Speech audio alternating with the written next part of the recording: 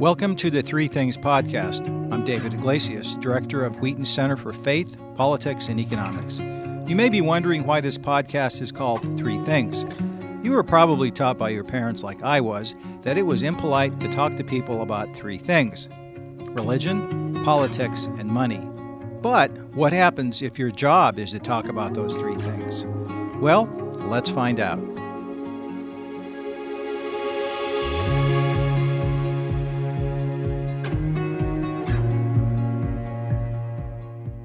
Our guest today is Galen Smith, CEO of Redbox. Galen became CEO of Redbox in 2016, previously serving as CFO of parent company Outerwall and Senior Vice President of Finance at Redbox Automated Retail from 2011 through 2013.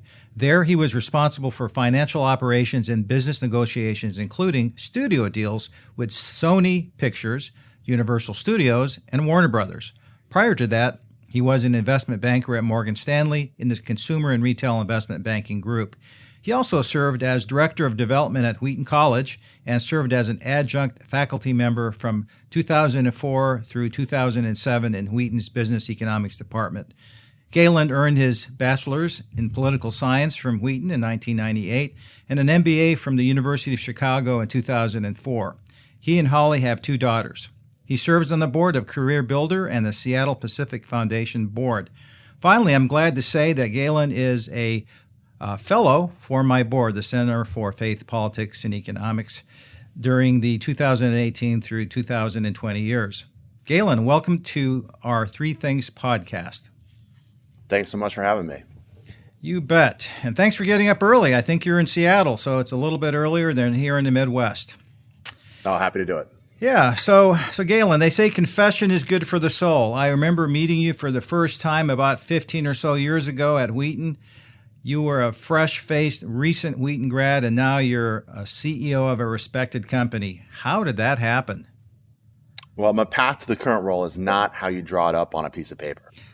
I've had a number of distinct careers along my path to CEO, but in looking back, I can see how they all fit together. First, as you mentioned, I was a fundraiser for a couple organizations, including Wheaton College. Then after finishing my MBA at the University of Chicago, I started teaching at Wheaton in the business econ department.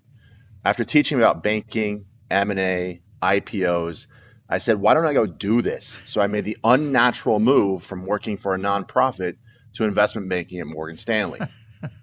Wow. Banking was very tough on me and my family. Mm-hmm. So within 2 years, I joined the finance department of one of my clients, which happened to be Redbox. From there, it was through hard work, perseverance, dedication, and being available that led me to being the CFO of a public company. And then when we sold to private equity in 2016, I became CEO of Redbox. I think the key in all of it was being available to take on that next challenge, even if it didn't make sense for a traditional path at the time. I love it. And from my perspective, it seemed that it happened fast, but did it seem to you that it happened fast? It did happen fast. Following my 8 years working for Wheaton, I spent about 2 years at Morgan Stanley as a banker, 4 years in various finance roles until I was CFO of a public company, and then 3 more years until I was CEO. So 9 years in the corporate world from director of finance to CEO. Wow. So you did things just the opposite. I practiced first and then I taught. You taught first and then you went into the practice of business. So That's right. So I guess the point there is no one size fits all way to do this. That's right. I'm struck by your career trajectory going from a political science major to the entertainment tech business world. How much of an adjustment was that? It was a little bit of an adjustment for sure. I've always enjoyed entertainment, but I, wasn't necessarily laid out going from being a poli-sci major to going in entertainment. What honestly took me there was finding a company that had values that I aligned with and people that I wanted to work with whom I respected. The rest of it in terms of going from poli-sci to going to entertainment is just something that you learn along the way. So the power of OJT, as they used to say. Mm-hmm. Yeah. So, as you know, part of my center's mission is to explore the intersection of politics and business. With that in mind, how do you think your political science background impacted your business trajectory, and how has it helped or maybe slowed you down in the world of business? Well, it's taken me a number of years to see the brilliance and how, kind of everything so far in my life has fit together. I've always had an interest in politics, and I studied politics assuming that that might be a direction for my life. But that obviously was not my path. There are many ways it's helped me, though, with my roles from logic and understanding power structures to one of the most important aspects in business and politics, and that is influence. Being able to drive through influence is paramount to having an impact at work, at home, in the church, and in any other facets of your life. And so it was a fantastic background to have. I didn't have a business course until I got to the University of Chicago, and then it was really an opportunity to round out some of those pieces that I missed. But I really appreciated all the things that I learned through my education at Wheaton in the poli-sci department. Let me make sure I'm hearing this right. So during your time as an undergrad, you did not take one business course? I did not. That is remarkable. Well, and that ties right into my next question. What was the most useful class you took in college, looking back now with the 2020 of hindsight? It's a good question. I know it's hard to pick just one class. For me, when I came to Wheaton, I was a new Christian. I came in as a transfer student my junior year, having only accepted Christ as a junior in high school. And for me, the classes were about how do I integrate my faith with all aspects of my life. A couple, as I think back, that laid groundwork for my career include Christian thought, which was fundamental to understanding how I could see or perceive the world and how theology fit together.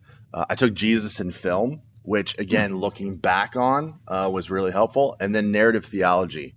Being able to tell a story, again, is part of what I do day in and day out, both in terms of being in entertainment, but also how I lead. And so, again, those classes were really helpful to laying the groundwork for me. It's fascinating to me how the power of being able to tell a story is just so important. I mean, I use it all the time when I used to try cases in court. Obviously, politicians tell stories. Entertainment, they are world-class experts in telling the story well, with visuals and audio, obviously. So, it's really good to hear that, because as you are aware of, the world of higher ed and liberal arts colleges in particular have been taking a lot of heat for not putting out grads with practical skills. I have found just the opposite to be true. And I'm sure you've hired a lot of people. What do you look for when you hire someone to come into your company? I want someone that is intellectually curious. I want someone that is excited to grow, develop, and learn. And I do love that. I mean, I remember back to my orientation at University of Chicago, and they went around the room and said, all right, who are engineers in the class? And about half our incoming class raised their hand. And I definitely felt that I was at a disadvantage from, a math or modeling perspective, because here I was surrounded by a bunch of either undergrad or even master's engineers. Mm-hmm. But then they said, all those from the humanities or liberal arts background, please raise your hand. And they pointed out how it was important to have these folks in your group because, again, they could write, they could tell stories, tell narratives. And so, again, in a place like University of Chicago that's known for, hard quant, it was really helpful to be valued and respected. And I really look for that well-roundedness. I can teach you specifics about a business, but it's really about your aptitude and what you bring to the table. And again, really that curiosity of learning and digging further, because part of what you have to do as you evolve in a business is how do you do it better? Right. And that's why I want to bring in people from the outside that have a different perspective to help me understand that lens and how we might go about moving the business forward. Now, when you entered the corporate world, did you immediately say, I'd like to be in charge one day, or was that something that kind of evolved over time?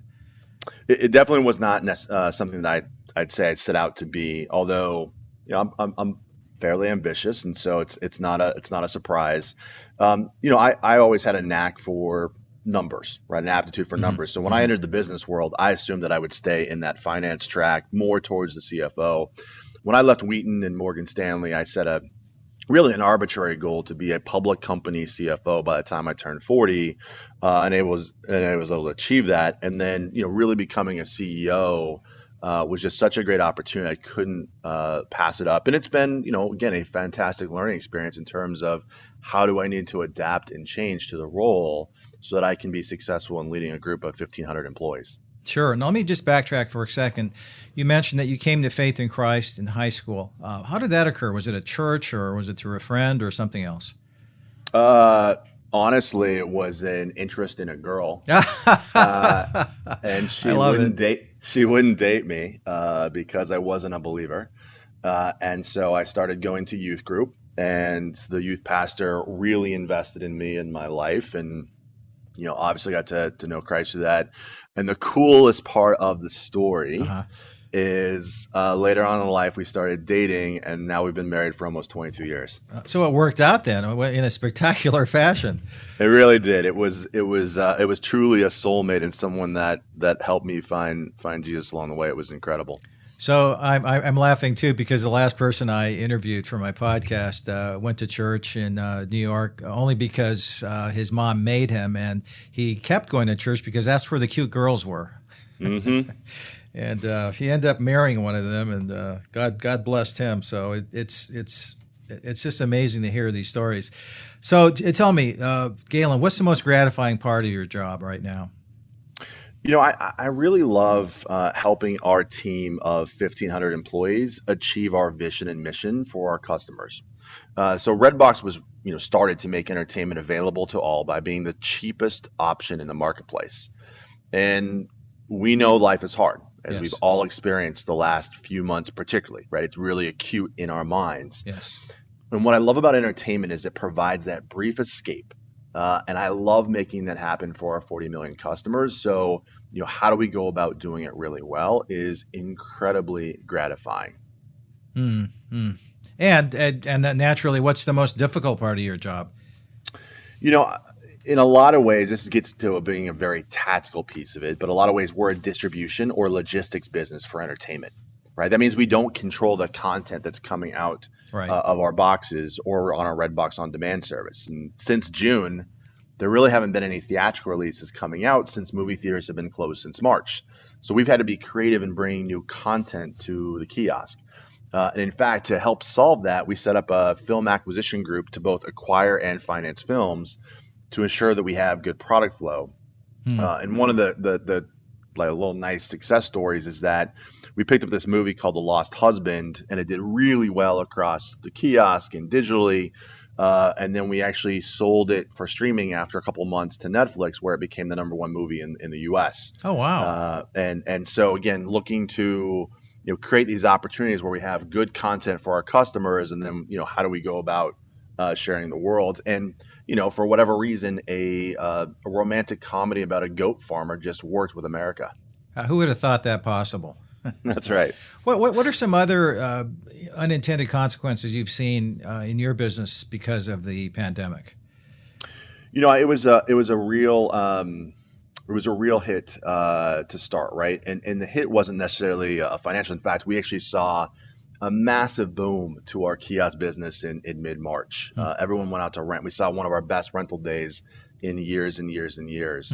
I think the biggest thing was first trying to figure out how do you keep your employees safe. Right. So I have about 1,000 employees that work in local communities around the country, military bases, territories, and we had to go acquire as much PPE as possible when everyone else was trying to do it just to keep them safe. Sure. And so that was a real challenge. A second one was, were we a business that was allowed to actually operate as shelter in place came into being?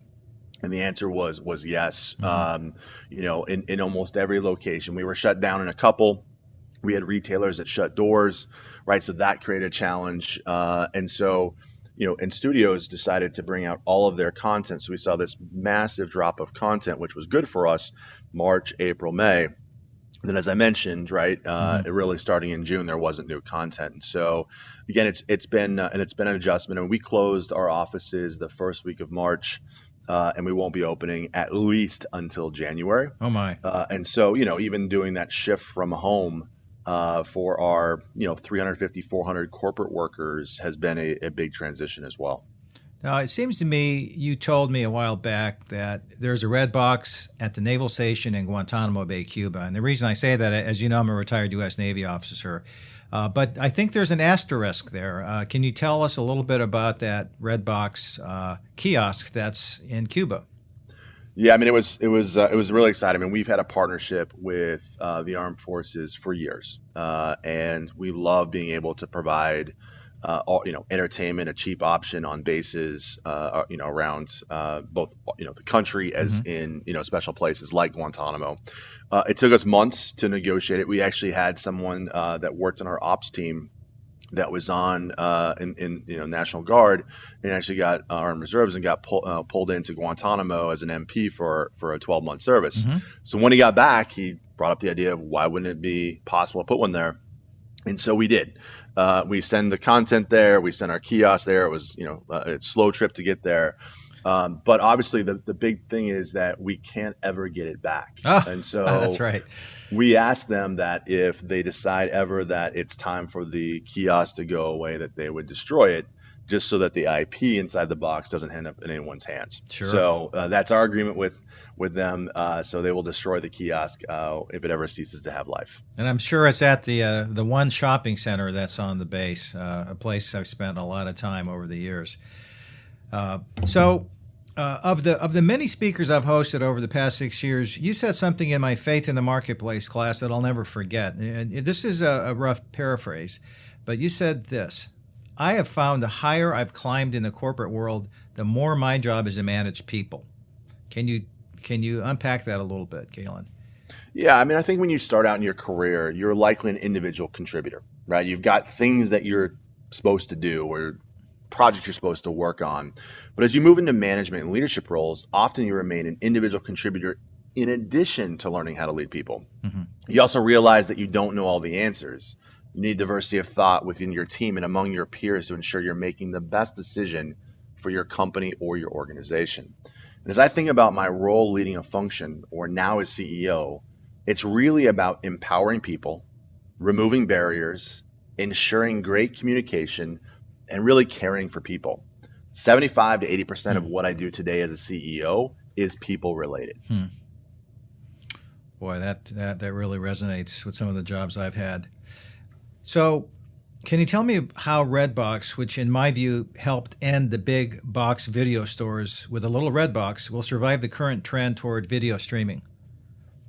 Sure. Well, there's obviously a trend towards more and more streaming, but I think it can be overly simplistic to put all consumers in one box. In fact, many of our customers do both. They come to us for the cheapest new releases, as they don't want to wait months or years before it's on streaming. The other thing is streaming has become extremely fractured, and having multiple subscriptions is not an option for many. And so we're there to help stand in the gap, right? Some consumers also prefer actually having a tangible asset, right? A physical disc, yes, relative to streaming. And many of our parts of the country lack sufficient bandwidth, which the FCC acknowledges, regularly. So streaming just may not be an option. So I think there was a really long tail on this business in terms of, a physical product. But at the same time, that doesn't mean we put our heads in the sand. So in December of 2017, we launched Redbox On Demand, which offers digital movies for as low as $1.99. Oh my. And then for the first 6 months of 2020, we were the fastest growing service in the world for one of the major studios, despite us only having a US footprint. And then in February 2020, so just a few months ago, and almost perfectly launched right before a pandemic, we launched Redbox Free Live TV, which is an ad-supported service. So we started about 30 channels. People can go into our app and watch it for free. And we've already grown that up to 60 channels. The consumer doesn't pay anything. It's paid by the ads that are inserted doing that. So for a value-conscious consumer, it's really a great way to be entertained. And so as we think about it, we think about the physical business remaining the core, and we will be there for those customers that want to do that.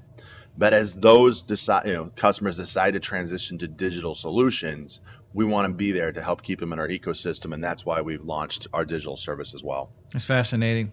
Not that many years ago, I used to really look forward to going with my wife and kids to the Blockbuster. And then all of a sudden, I started seeing this little red box, and I did a little research.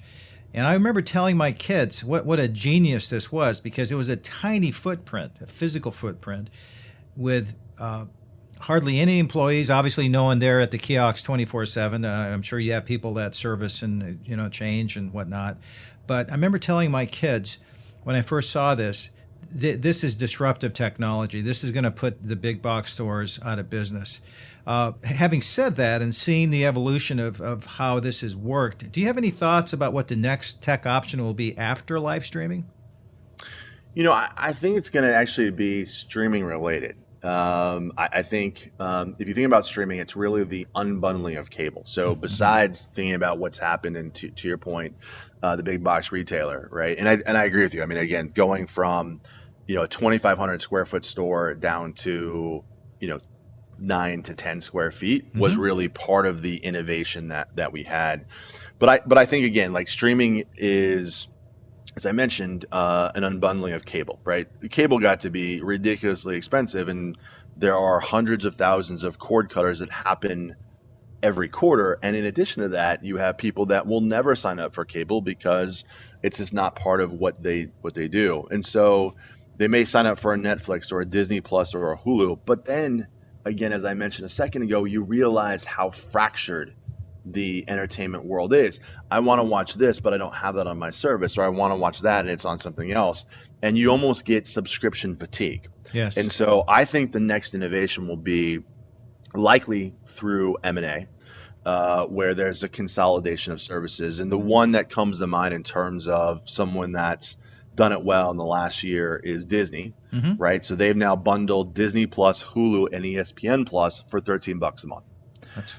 That's a great rebundling of content, and I think you'll see more and more of that happen because people are having to do that on their own right now. And again, it's causing this fatigue. So if you want to reduce churn, keep people engaged, we have to have a consolidation of entertainment, so I can have almost a skinny bundle that works for my entertainment needs for me and my family. As a cinephile, I have to ask you this question, Galen. What is your favorite movie and why? So I'm a little embarrassed because it's not something that is a award winner, but I've always enjoyed it. And again, I think it's why I enjoy what I do. But my favorite movie of all time is Tommy Boy with Chris Farley and David Spade. I would have never guessed that. I know. It's, in fact, I shared that at a company meeting, and then all of a sudden the next time I was in my office in Chicago, posted on my wall was a Tommy Boy plaque. And so, it was just, there was some really great lines from that movie that I remember today. So it's a classic that I turn on from time to time. I wouldn't say this is my favorite time, but last night I actually watched The Outpost, which just came out, and I would highly encourage people to watch it. It was really a fascinating story. It's a true story of one of the outposts in Afghanistan, and resisting an attack of 400 Taliban members. And it's truly, again, like I said, a phenomenal story. So not necessarily the best movie of all time, but something that's really interesting currently. Yeah, it's got to be one of the grittiest movies. I have a friend who's a West Point grad, class of '84, and one of his classmates was a director. So I watched it, and then I was part of a Zoom group chat with this director, and it was fascinating to see where they filmed it, how much they spent, whether or not there was any Defense Department cooperation. I mean, you're right. And I'm sure all those soldiers thank God for the U.S. Air Force, because had it not been for the B-2 bombers, I think they would have been overrun. But yeah, so a more serious question here. You and I are both practicing Christians. Can you tell us a little bit how your faith affects how you conduct business?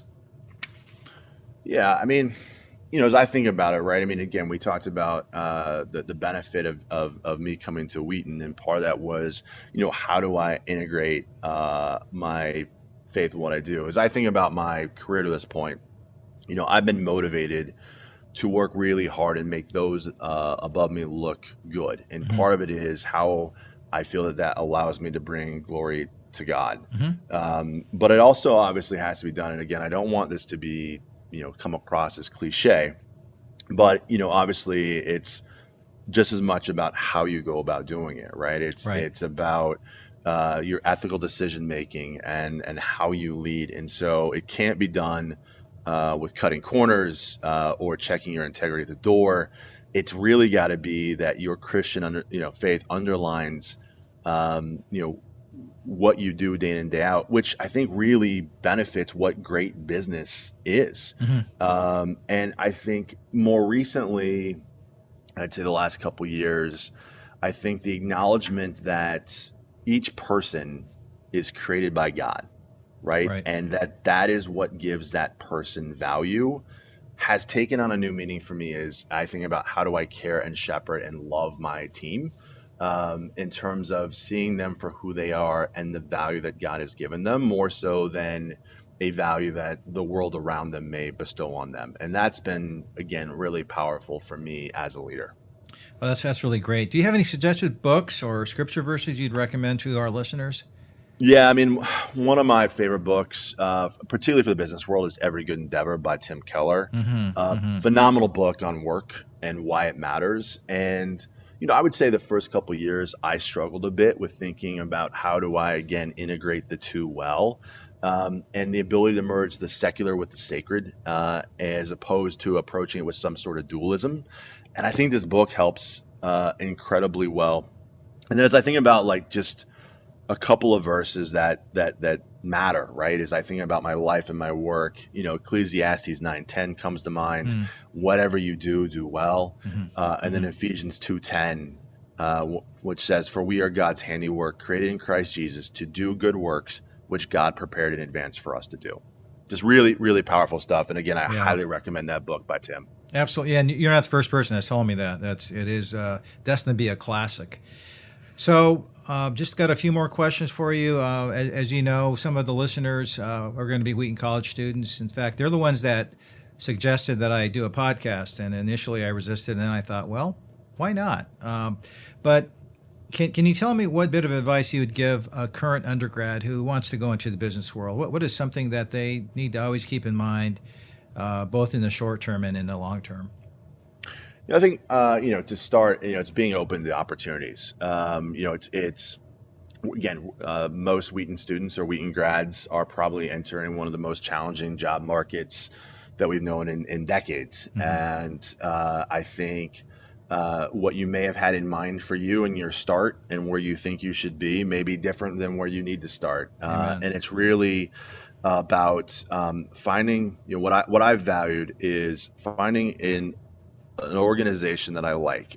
When I was a banker, I saw a lot of different companies, and there were some that I saw align with my values, and there were others that I saw that didn't. And I think it's critically important to find a place where your values matter, where you align. They may not be, ways that you would say it as a Christian, but it aligns very well in terms of, again, the corporate and your personal faith. And then the other thing that's really important is it almost doesn't matter where you start. It matters if you can find someone that will help mentor and invest in you. And that has been a really key part of my career. I've had leaders along the way that have been willing to invest in me. And again, I think as I worked hard and made them look good, it just helped in terms of that symbiotic relationship. And so again, values and mentors are the two key things to try to find as you're starting out your career. And then as you go on, right, it's finding ways to stay connected. I mean, one of the things, I wouldn't say there's a lot of good things that have come out of the last few months, right? Obviously, it feels like a slog. It's changed things up, but I think it has caused us to step back and think about what you value. And so one of my favorite things over the last couple months has been reconnecting with my friends from Wheaton College. Some of us hadn't connected for years, and we have now started a bi-weekly Zoom call. And so again, I think as you move through your career, you can get very busy, you can get disconnected. And unfortunately, it took something like this in terms of COVID-19 to kind of wake us all up and be like, what are we spending our time doing? Why aren't we spending time together?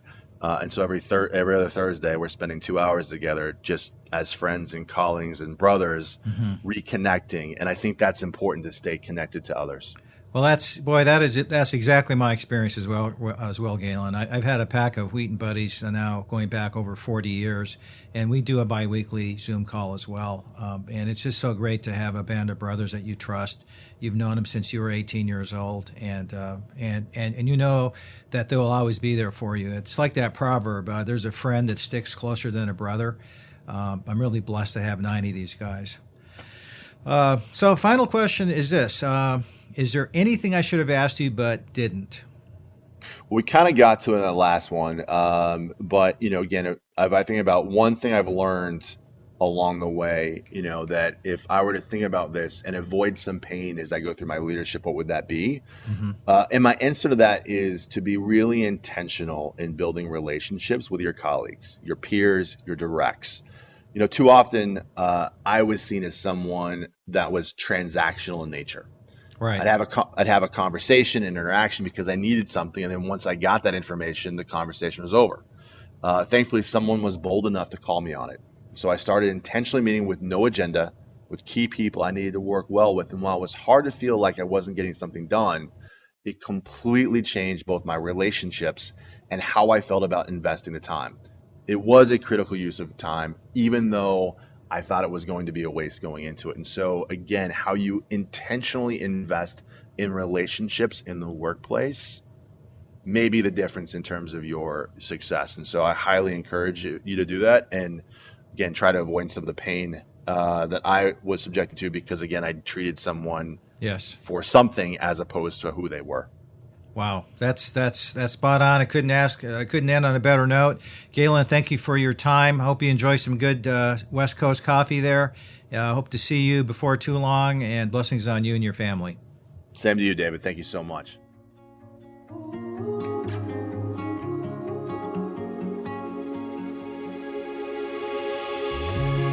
You've been listening to a podcast from the Wheaton Center for Faith, Politics, and Economics. You can find us at wheaton.edu/f.